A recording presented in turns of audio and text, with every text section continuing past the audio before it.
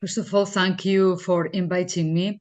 To explain what is happening in Palestine is always a very difficult issue because in the international media there is a very clear process of the humanization of the Palestinian people. Then the telling the suffering of Gaza has been always a challenge for journalists.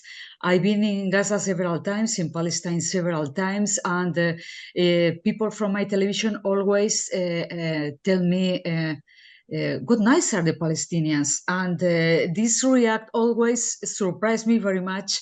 And it makes me conscious of what kind of impression general media offers about the Palestinian at this time. At this moment, it's very important to show to the international community what is happening in Gaza, because the suffering is so extreme that sometimes people ask me, but it's true what is happening in this period of fake news? Some people don't trust in the media. Now the traditional media don't have the exclusivity of the truth. Then fortunately for some things we have social media, and the pictures of what is happening in Gaza have a real impact. But the problem is some people think this is not real. Then it's very important to explain the context, to explain, to give the voice to the Palestinians. I think this is one of the things people forget, journalists forget all around the world.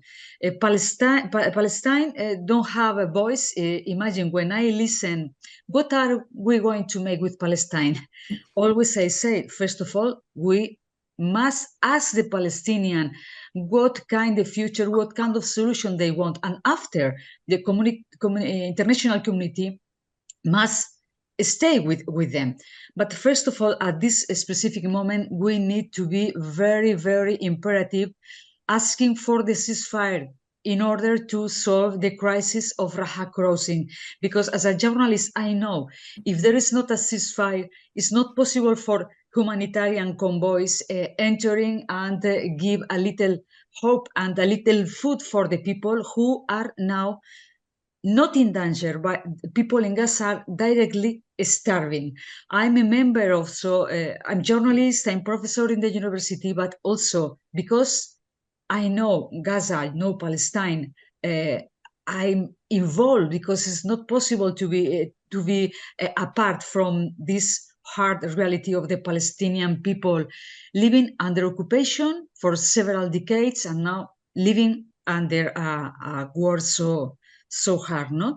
Then I always say it's impossible to show sources of international institutions. For example, as a member of UNRWA, I always explain to the people the situation is so difficult that in 35 years of the agency, we never seen a humanitarian crisis in that way.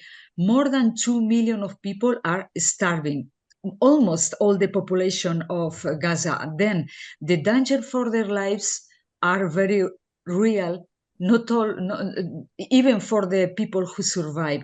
All of them need assistance. And I think because the situation is so extreme, we need to underline the need of solve, first of all, not thinking about political solutions because this is the next step, but the first step is open the Rafah, solve the crisis of Rafah, and allow people to have a little possibility to survive. Then also, I think journalists, we inform, but also we have contacts. And for me, it's my case. I always try to be a bridge in order, first of all, to give them information, but also to explain in a more deep way, the consequences of not solve this humanitarian crisis.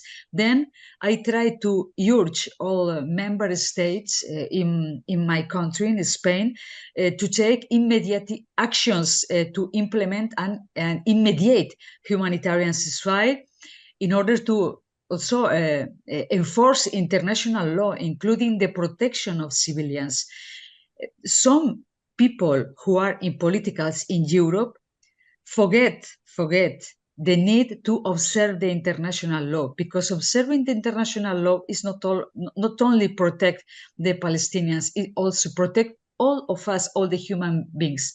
As a journalist and as academic, finally, I always explain we need to tell the situation in Palestine in order to a crisis of human rights that is not beginning in the 7th October.